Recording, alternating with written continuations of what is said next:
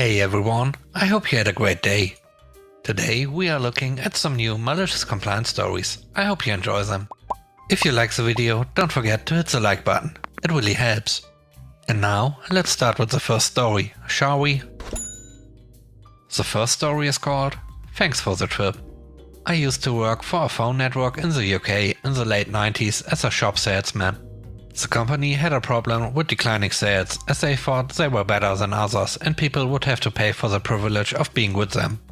Well, the public didn't, and it showed. Of course, the head office couldn't comprehend this. They started out with a string of draconian measures. And they insisted that if you missed any of your 21 key targets each month, you had to travel to wherever your area manager was. There you had to explain in person why you failed and how you will correct this the next month. And if you didn't, they started disciplinary proceedings. I and a lot of other staff realized the colossal mistakes they made in the wording. First off, we could choose when to travel to them and the company had to, by law, pay for it. They even said they would pay travel and other expenses in the announcement and link to the government website stating it. Cue the maliciousness. I had actually taken a new role in a different industry and was on my 3 months notice. And this new policy came into effect in the first of the 3 months. I missed one of my targets for amounts of accessories sold by 2%. So I got the summons to see the area manager. I had been informed that there was a meeting of area managers to be held in Aberdeen, the far north of Scotland, in 2 weeks. So I scheduled my meeting with him accordingly. Now I lived and worked near the other end of the country. So I used the company system to book my travel. And due to the journey times, 9 hours to get there, I had to book a hotel for 2 nights. I also opted to pay the optional £50 to upgrade all my bookings. This included a first-class rail ticket and a 4-star hotel instead of a welcome break or other budget option. So on Monday, I traveled up and stayed overnight. Tuesday afternoon, I had my 15-minute meeting, which went like this. So, why are you here? I missed my target for sales of accessories by 2%. How do you plan to correct this so we don't have to start a formal disciplinary? I don't. I beg your pardon? I have no intention of making a huge effort to sell £4 more stuff. I officially leave the company in 3 weeks' time. The area manager was turning red with anger. What the heck are you doing here then? Why have you even bothered? Well, you see, I need a good reference. So I'm following all the rules. I'll end it here, but you get the image. I also showed him how much they paid to send me up there. The train tickets, first class both way, was close to £800. And the hotel was around 400 for 2 nights. Remember, I used the optional upgrade system and paid £50 in total for the upgrades on the system. So they spent close to £1,150 to send me most of the way up the country to tell the manager I was leaving. And they also paid me for 3 full days of work to attend this meeting. Again, as they said, it was on company time, so we got paid. I also know from speaking to other friends I worked with that they also did similar tricks. It basically costed the company tens of thousands of pounds to send staff here or there or everywhere to these meetings. It also cost a huge turnover in staff who had just had enough with all the garbage. I heard around 3 months after I left they stopped doing this as the cost was astronomical. Plus the amount of staff downtime was not worth it.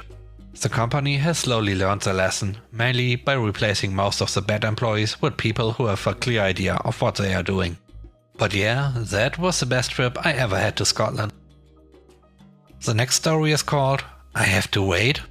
I work for a company that assists with refits, resets, range reviews and setting up of new stores in the UK. One of the chains we are contracted to is a major DIY chain. For the most part, we don't receive all of the extra training that the chain's own staff do. And we are generally there to provide an extra set of hands or two. This is fine by me.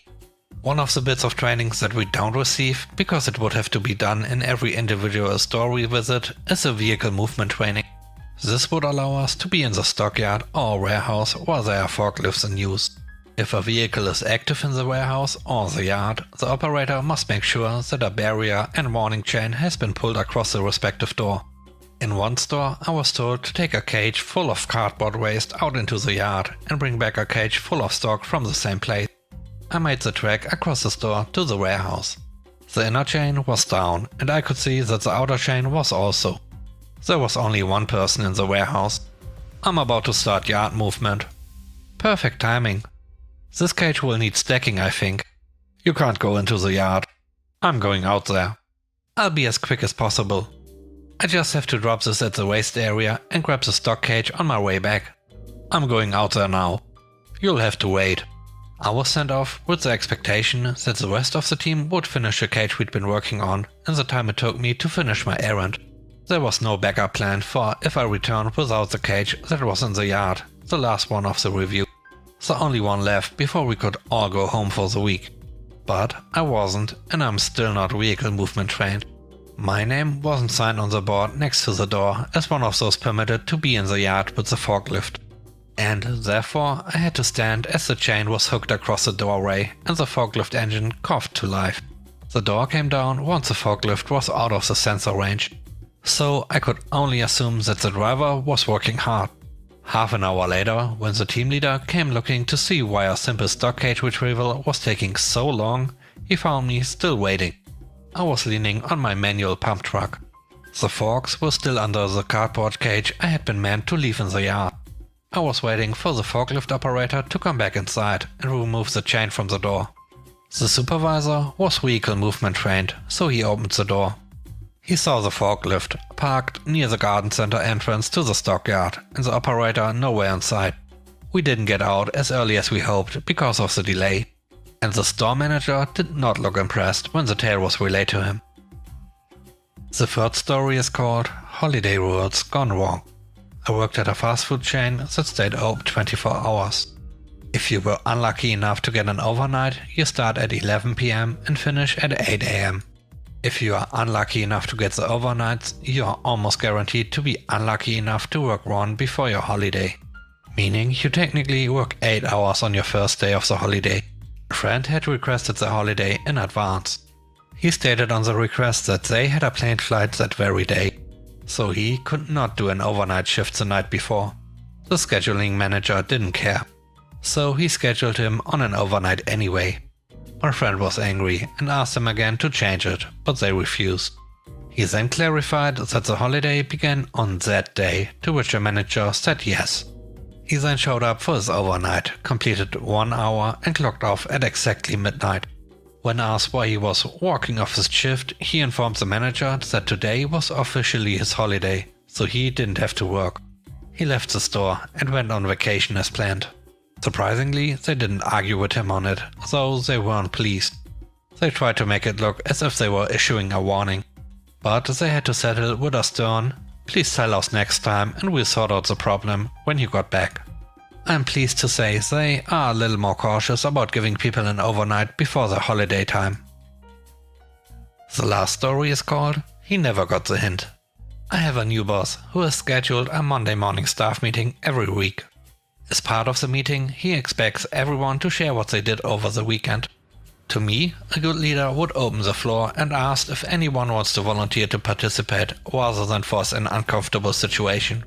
My first time to share, I thought I could get by saying something simple like that I read a book. But he followed up with asking, "What was the title?" I was ready for any questions and had looked up the weirdest book title I could find. The title was The Good Psychopath's Guide to Success: How to Use Your Inner Psychopath to Get the Most Out of Life. His response was a very short "oh." He immediately tried to go to another coworker, but I continued with my share by paraphrasing the synopsis of the book. He kept on insisting that everyone share in future meetings, so I kept making things up. "So, what did you do this weekend?" "Well, my wife and I have a long-haired Siamese cat, and it was my turn to give it a bath." "How did that go?" "Not too bad, but I just hate the way the fur sticks to my tongue." I usually got big laughs from my coworkers with my shares, and I like to think they looked forward to what I might say next. I have continued to make up stories, and I even bought a copy of the book and gave it to him at an in-person staff meeting, telling him that I was through with it and he could read it. My boss still has the meetings, but now we only have to share every other Monday. Mostly, I just contribute mundane chores, like mowing or cleaning the house. My last made-up situation was reading a study about the Dunning-Kruger effect. This is where a person is too stupid to know that they are too stupid to perform a task. I even gave him a copy of the study, but he never got the hint. Thanks for watching the video. I hope you enjoyed it. If you did, please subscribe to the channel.